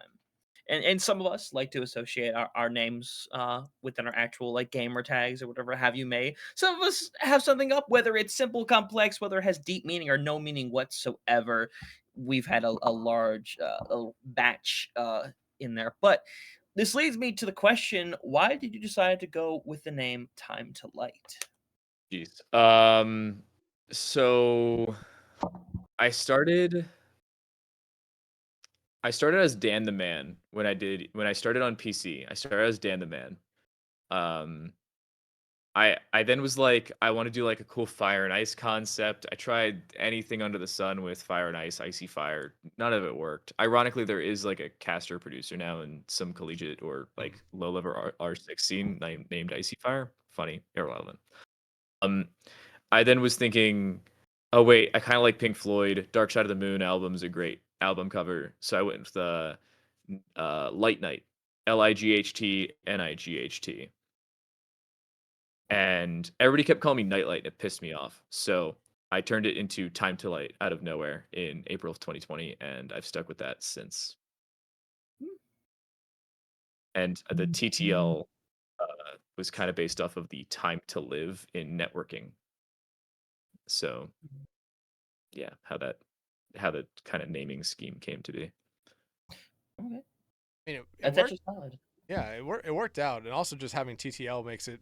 I feel like, especially if you have your name on broadcast now, you could always just have it be TTL instead of TimeToLight, just to always have it be a little bit shorter. I don't have it sitting around here, but it also made for a great logo to go on a sweatshirt. I have a sweatshirt that I wear when I work esports lands, as the TTL logo on it, and it's very nice, like normal, like upper breast on the front and on the back. It looks great. I'm trying to drag the logo onto my screen, but my file explorer is not responding. There we go. I would say this more people need to have personal. Like, so mine was actually made as a birthday gift. The tail end of 2020. There goes my entire screen. Hold up. You could just send it I to me. promise. I'll put it up on screen. Oh, that didn't work either. I tried. I mean, I need to find the right one. It's a nice simple There we logo. Yeah. Oh shit. Yeah. It also Valid. it crops Yeah. out very well. I'm a Yeah. big fan of it. So yeah. Yeah. It was actually, we were talking about Blender, I think, before we started. Made in Blender. Made a logo in Blender. I didn't. The guy who made me the birthday gift of the logo, he's like, hey, I was thinking of how your logo could be, or how your name could be visualized, and he manually placed a bunch of lights everywhere, kind of color gradient down the. It looks sick. I'm a big fan. People make the randomest shit in Blender. True. It is a program of all time. But the funny thing is, Mega already basically answered this question for herself earlier on this episode. But Mega, your turn. Okay, so TimeToLight. In case you can't tell, my whole gimmick is I spread hate and vitriol. Yes, we have a graphic. Shout out to that. So listen, right? I want you to think back through all of the cast, the prods, anything you've done, right? And This can be a specific one-off case. This can be something in general that happens all the time. Whatever you want. I always say the pettier the better. But what is something that really has grinded your gears? I've got a couple pretty good examples. Mhm. I think I'll go general and then specific Okay. because I have one specific one that is objectively hilarious. The general one is when we have a general uh, normal run of show. For instance, again, I work with SIU Athletics. Hey, this is great. We end our broadcast by kind of outroing the normal game. We then take that into replays and highlights, final conversation. Hey, here's our copyright. Here's the final words that you say. You say two things after that, and then we're done. Normal thing. Recently, I started trying to add winning coaches interviews to our broadcast, which was awesome. Loved it. Added. Post coach interview, I was under the assumption, albeit it was an assumption, but I was under the assumption we would have that same general theme. Finish the game, finish the interview. Okay, let's give our final thoughts over the replays as we go to an end. Hey, thanks for watching. Bye. And instead, we pivoted 4 seconds after the coach's interview to that's all for us. That's our head coach. So long, everybody. In 4 seconds. I was expecting to have about a minute 20 until we ended. I was wrong. My bad. But then the broadcaster was like, oh, yeah, let me assume that I'm also off broadcast. So he and the head coach start having a conversation on the frickin' headsets while we're trying to scramble to end the broadcast, which fortunately we have a macro for that. So at least that saved us. But I wasn't thrilled. To get specific, I also talked about this with Person beforehand. When we had that instance of running a different broadcast package, we also had to overhaul our entire production system because we couldn't use any of the copyrighted ESPN stuff on a different linear-ish telecast. Well, because we had to do that, I was on the phone with an earbud in my right ear and our production comms in my left ear with the ESPN control room and the media control room of the company we were co-streaming with. Well, I want to say there's about 4 minutes left in the first half of a men's basketball game. This is the most stressful broadcast I think I've ever worked because I'm on the phone with two people. I'm the technical director, and the producer for this broadcast all at the same time using a system or an abnormal broadcast package. And we're slightly understaffed. It's a great day. Well, 3 or 4 minutes left, and the conference call I'm on is 2 separate Microsoft Teams calls linked together on a phone call because both of them wanted me to join Microsoft Teams calls, and I wasn't doing that. So I just called them both in. I was like, hey, I'm going to merge them. So I was talking to them both. Every time we would go to break, hey, we're going to break in 3, 2, 1. They'd both go to break at the same time. It was a great day. Well, 4 minutes left. This guy joins the call and he goes, hey, we're having issues getting the feed. We need to start sending an SRT feed or something similar. Now I'm working with a TriCaster. It's a TC1. It has basic encoding capability, but it's not usually supposed to be used for that. I can send an SRT link. I can join a YouTube RTMP. I can do a bunch of things. He goes, hey, we're having issues getting the feed via the encoder. Okay, let's deal with this. This is the last few minutes of the first half. We end up going to break. I'm doing all this in between normal direction. He goes, oh, okay, let's see if I can send an SRT link. I can send an SRT link. Awesome. He then gives me an RTMP link to send. Those are two different things. I can't do that. He then tries to give me a specific link to work with. I'm like, I can't send you a link from here. My IT would have a fit, and it's not currently port forwarded. I wouldn't be able to do that. We try 3 or 4 different things, and then we finally, I think, connect the SRT links because he was telling me, hey, we're having issues connecting the feeds. And I'm like, he goes, okay, we should be connected now. I'm like, all right, what do you see? Assuming he's in the control room. Now, I'm directing a basketball game from the control room of a university. I've said the word basketball no less than 5 times in this 15-minute call. And he goes, oh, yeah, you should see purple jerseys. I'm like, yeah, purple jerseys in the background. We just so happen to be playing one of the Tennessee Tech or Western Illinois teams. So Tennessee Tech was the away team. They were wearing purple. I'm like, yeah, purple jerseys in the background. We're on a timeout right now. We're just about to go back for the second half. He goes, no, purple jerseys going back and forth for a volleyball game. I'm like, excuse my French. what the fuck are you talking about? Turns out this guy was working for a different school trying to get a volleyball broadcast on the air for coincidentally the same media company. However, he was not working for the media company, he was working for a different school, called the wrong Microsoft Teams link, incidentally joined, and because I was dialed in and not on the Microsoft Teams call, I couldn't see him, I didn't see his title, and so it turns out that I just ended up wasting 20 minutes of a very stressful broadcast talking to on.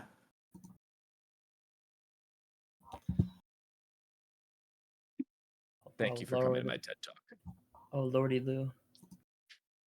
I'm assuming you said a moron, but when you moved your mic in, it basically cut out anything. So just all I heard was a very Yes, loud. a moron. Yep, there you A go. moron. So by the way, after this guy finally realizes he's talking to the wrong person, which by the way, blasphemy, he didn't say the word volleyball up to this point or the school he's working for. He just says, "Hey, this is something something something from Denver." I'm thinking this is like a Denver control room. Okay. He kind of cut out, whatever. After he finally hangs up, after we all realize he's stupid, the ESPN guy who does not work with him just starts laughing his ass off because it's funny. The other guy who does technically work for him, he worked for the media company, he was in their control room, also laughing his ass off. Nobody had any idea what was going on with this guy. I don't know where the hell he got this number from, how he got the code to get through, or why he continued for 20 minutes when I said basketball 6 times. Whatever. Some people are special. That's what grinds my gears. Some people are special, man. Some people are smart. Great graphic, by the way. Love that scene. Thank you. I made that in about 2 minutes.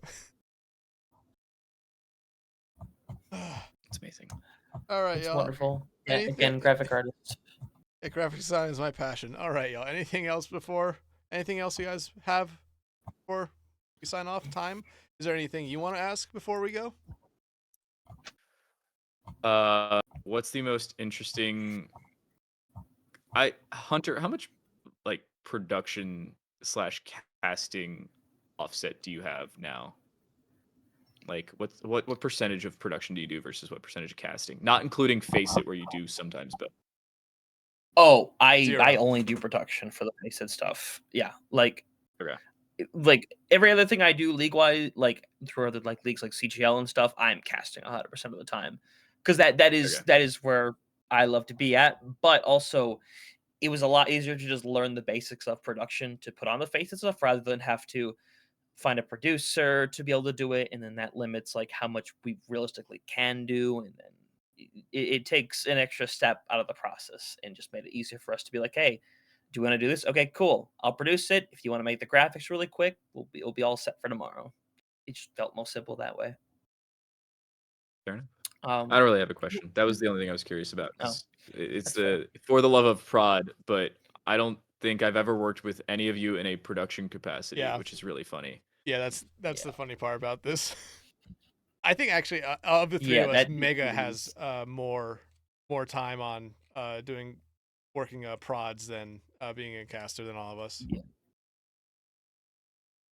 yeah, definitely the most like I I've love I've- observing. I love observing Overwatch. It totally doesn't make me want to fucking bite down on a cyanide capsule. Yeah, and I've only technically observed for Marvel Rivals, so yippee. The funnest game to Quality observe esport. for, obviously. It's a quality esport. Cool. Yeah. Yeah. The interface was really not fun though, I will say. Yeah, that's all I got. Oh, All right, but hey, TimeToLight, man, thank you so much for coming on, man. This was a really fun episode. Surprisingly, I think it was maybe one of the more impassioned rants we've ever had this episode.